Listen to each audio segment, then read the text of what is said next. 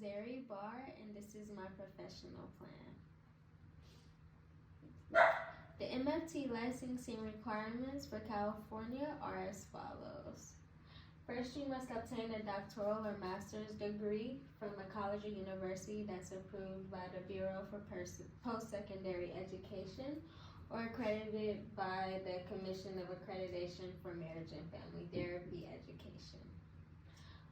The education requirements are at least 60 semester units, no less than 12 semester units of coursework in theories, principles, and methods of a variety of psychotherapy orientations directly related to marriage and family therapy systems approaches to treatment, and how these theories can be applied to therapeutically with clients to improve, restore, or maintain healthy relationships. A minimum of 6 semester units of practicum and supervised clinical placement that provides supervised field work. There should be a minimum of 150 hours of face-to-face experience with individuals, couples, families, or groups. In addition to those hours, 75 hours should include client-centered advocacy and or more face-to-face experience. Also, the educational instruction should include diagnosis, assessment, treatment planning, and treatment of mental disorders, developmental issues from infancy to old age, a broad range of matters and life events that may arise within marriage and family relationships within the variety of California cultures, cultural competency and sensitivity, multicultural development and cross-cultural interaction, effects of socioeconomic status on treatment and available resources, resilience to enable persons to cope with adversity, trauma, tragedy, threats, or other stresses, human sexuality, substance abuse disorders, and California law and professional ethics for marriage and family therapy. Next, I'm going to be talking about the California continuing education requirements. During your first year as an LMFT, you only need to complete 18 hours. After your first year, you have to complete 36 hours during the 2-year supervisor renewal period. 6 of those hours must be California law and ethics, and 7 of those hours must be a course on HIV and AIDS. The additional 23 hours of CE shall incorporate the following aspects of the discipline that are fundamental to marriage and family therapy, aspects of the discipline of marriage and family therapy in which significant recent developments have occurred, and third, aspects of other disciplines that enhance the understanding of the practice of marriage and family therapy. Acceptable providers are regionally accredited colleges, college approved by the Bureau for Private Post-Secondary Education, board recognized approval agency as provided in Title 16, a provider who has been approved by a board recognized approval agency or an organization, institution, association, or entity that is acceptable providers are accredited colleges, college approved by the Bureau for Private Post-Secondary Education, a board recognized approval agency, a provider who has been approved by a board recognized approval agency, or an institution, organization, association, or entity that is recognized by the Board of CE. Alternative ways to earn CE requirements are through teaching. You can earn as many hours as the student obtains. And then for the next 3 alternative ways, you can gain 6 hours of California law and ethics, or it's possible for you to gain that much. Record keeping, you must make sure that you keep up with your CE requirements, that you completed them for at least 2 years after the renewal period. And the board may audit you to verify CE requirement. So it's very critical that you make sure that you keep up with your CE. Failure to comply with CE requirements can result in a disciplinary action against your license. Two potential internships I found are the Boys and Girls Club and the Outreach Concern Incorporation. With the Boys and Girls Club, I've always been interested in what they do and learn more about them. I've never been involved, nor do I know anyone who's been involved, but they would give me the opportunity to work with children, adolescents, and families. I'll have experience creating treatment plans, and I'll have a minimum caseload of up to five clients, and training with individuals, groups, and family treatment. With the Outreach Concern Incorporation, they've trained over 9,000 interns, and they have over 350 placements available in Southern California. Their history of fiscal responsibility is actually allowing them to continue to operate during the COVID-19 pandemic. And this reassures me that I can still continue to help people who need it the most, as well as keep my job and maintain my financial security. They service clients from affluent to poverty socioeconomic level, and that way I can gain experience working with people from affluent backgrounds. Two supervisors that I found are Hollis Hettig and Kayla S. Bland.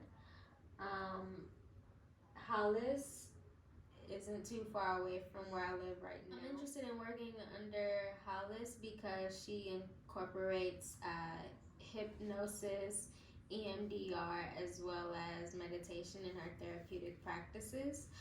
She also takes a very humanistic and goal-oriented approach, and I'd like to learn more about that. And last but not least, she has over 14 years of experience working with individuals through marriage and family therapy. With Kayla S. Bland, she is a Christian counselor, so I can gain more experience as a Christian counselor. If I'm ever interested in becoming a supervisor, then she can help train me with that as well, because she has over 20 years of supervision experience. Next are my steps to create an ethical and HIPAA compliant private practice. The first step is evaluating my professional goals to make sure that having a private practice is actually fit for me. There are pros and cons to having a private practice, so making sure you evaluate those before opening up a private practice is very critical. You should also anticipate startup costs and ongoing expenses.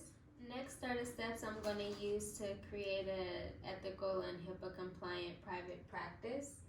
First, I'm going to evaluate my professional goals to make sure that having a private practice actually aligns with the goals I have as a marriage and family therapist. That's very critical because you don't want to get yourself into something that costs money, because having a private practice is a business. You must anticipate the startup costs and ongoing expenses. So I'm going to make sure I'm looking at what office rent is going to cost, what type of furnishings I'm going to want. For me, I want a very homey type of therapeutic office so that I can feel at home as well as my clients. Office and professional supplies and equipment. Professional services in case you face litigation, you can reach out to them and they can help you. You can't always just have everybody in the marriage and family therapy profession. You also have to have lawyers and other people to help you when legal issues. You also want to make sure that you have insurance, which includes malpractice insurance or insurance to cover any employees that you may have under your private practice. You also want to make sure that you're keeping up with your license renewal and association fees. And that includes making sure that you have enough money set aside to pay for the courses that you need to get your renewal license, as well as the application to apply for your renewal license. And then the association dues in your state, as well as with AAMFT. Next, I'm going to evaluate my practice location. Right now, I'm looking somewhere in the Southern California region. Fourth, I'm going to develop an ethical marketing plan. I plan on putting my services on telehealth websites, making sure that I have business cards, and then I will print flyers and brochures as needed.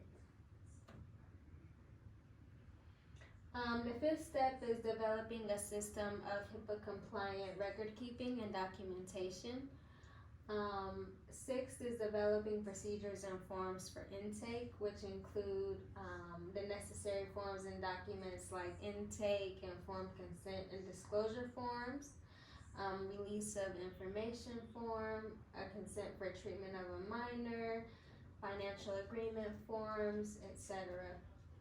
Seventh, I want to make sure that I identify my business entity. When I first go into a private practice, I'm definitely going to be a sole proprietor. As I work my way up and I gain more experience, I hope to become a professional corporation. I definitely want to help as many people as possible, and I think just having a network of people under a professional corporation is the best thing to do. The eighth step is making sure that I obtain a federal tax ID, a national provider identifier, and set up a business bank account. The ninth step is planning for initial inquiries and requests for service. So that entails what I'm going to disclose to anyone who's seeking my services. The 10th step is following record keeping guidelines as described in the California Business and Professions Code in section 4982. And then I also want to make sure that I have password protected electronic records if I choose to do so. And then if I do choose to use electronic records, it's very important to have a backup. The 11th step is establishing fee-related policies and procedures. That's whether or not I'll be accepting certain health insurances, what forms of payment I'll be accepting, such as cash or card, check, money order, as long as it's HIPAA compliant. And then also my method of billing, so whether that'll be electronically or in person. The last step is advertising. With advertising, I need to make sure that I include my license or registration number on anything that I choose to advertise. I should include my specialization so that clients know what my emphasis is on. And then if I choose to disclose my fees, I need to make sure that they're exact to avoid any ethical violations. It's very important to advertise, because without advertising, then you don't have any clients. And as a marriage and family therapist, it's very important for me to help people. And that concludes my presentation. There should be a minimum of 7 contact hours of training or coursework in child abuse assessment and reporting. Second, you must apply to register as an AMFT. When you're registering, you'll submit your live scan documentation. And then once you pass your background check, you'll take and pass the California Law and Ethics exam. And then once you pass, you need to accumulate 3,000 supervised hours over a minimum of 104 weeks. The third step is taking and passing the LMFT clinical exam. And once you pass that, you can apply and obtain your LMFT license. So you'll go from an AMFT to an LMFT.